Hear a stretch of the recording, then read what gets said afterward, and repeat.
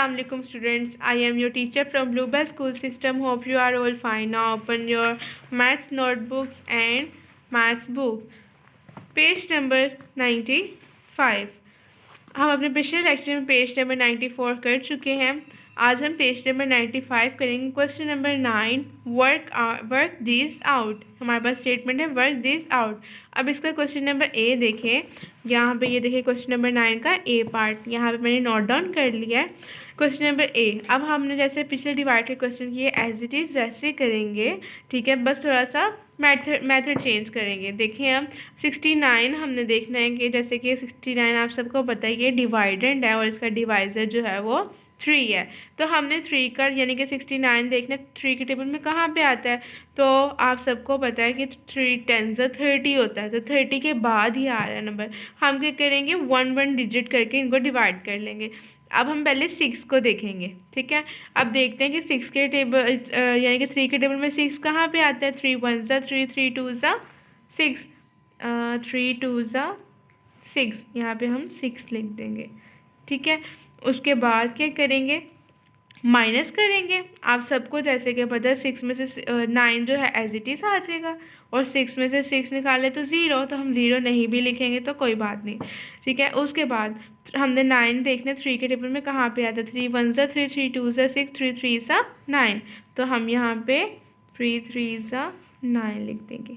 Okay, अब आपको फिर पता है हम फिर माइनस करेंगे. तो 9 में से 9 जब माइनस किए तो हमारे पास 0 आंसर आया. ठीक है, यानी कि पहले हम दोनों डिजिट्स को एक साथ कर लेते लेकिन हम अलग अलग करके करेंगे. ठीक है, अब देखें क्वेश्चन नंबर 9 के सारे क्वेश्चन जो बाकी रिमेनिंग है ये आप सबने होमवर्क करना है, प्रैक्टिस करनी है इसकी. इसके बाद क्वेश्चन नंबर 10 देखें. ये भी एज इट इज़ सेम ऐसा ही है. इसमें क्या है solve and write the remainder and question. अब इसका क्वेश्चन नंबर ए देखें. 3 और ये ए पार्ट लिखा है मैंने. यहाँ पे बी, यहाँ पे क्वेश्चन नंबर 9 का बी पार्ट जो है मैंने सोल्व किया हुआ है. ठीक है, अब क्वेश्चन नंबर ये भी सेम ऐसे ही जैसे मैंने ए पार्ट किया. अब क्वेश्चन नंबर 10 का ए पार्ट देखें. 3 का टेबल यानी कि 6 हम देखना 3 के टेबल में कहाँ पे आता है. 3 1 3, 3 2 6. ठीक है, अब 7 आ गया. इस 7 एज इट इज़ ऊपर से नीचे ऐसे हमने कर लिया राइट डाउन. उसके बाद हमने 7 देखना है कि 3 के टेबल में कहाँ पे आता है. 3 1 3, 3 2 6, 3 3 9. 9 तो 7 से बड़ा है तो हम 9 नहीं लिखेंगे. तो हम क्या लिखेंगे यहाँ पे 3 2 6. ठीक है, अब 7 में से 9 हमने निकाले तो यानी माइनस किए तो हमारे पास 1 रिमेनिंग आया.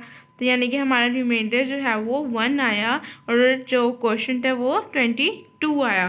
ठीक है, यानी कि यहाँ पे उसने कहा था स्टेटमेंट में कि आपने रिमाइंडर भी राइट करना है और क्वेश्चन यहाँ पे हमारे पास रिमाइंडर आया. ऊपर वाले क्वेश्चन में हमारे पास रिमाइंडर नहीं आया था. एज इट इज़ जैसे मैंने ये किया वैसे ये करना है. आपने 2 1 डिजिट्स को देखना है. 2 का टेबल हमने 2 तक यानी कि कहाँ पे आता है 2 1 2, 2 लिख दिया. उसके बाद 9 एज इट इज़ हमने नीचे लिखा और फिर 9 को देखा कि 9 आता है 2 के टेबल में नहीं आता तो उसे स्मॉलेस्ट वैल्यू ले ली. 2 4 8. 9 में से 8 माइनस किए तो हमारे पास 1 जो है रिमाइंडर आ गया. उम्मीद है आप सबको समझ आई होगी. आपने इसकी प्रैक्टिस करनी है अच्छे से और ये सब आपने होमवर्क में करने हैं. ठीक है, और इसको फर्दर हम जूम के सेशन में डिस्कस करेंगे. Hope you all understand. अल्लाह हाफ़िज़ स्टूडेंट.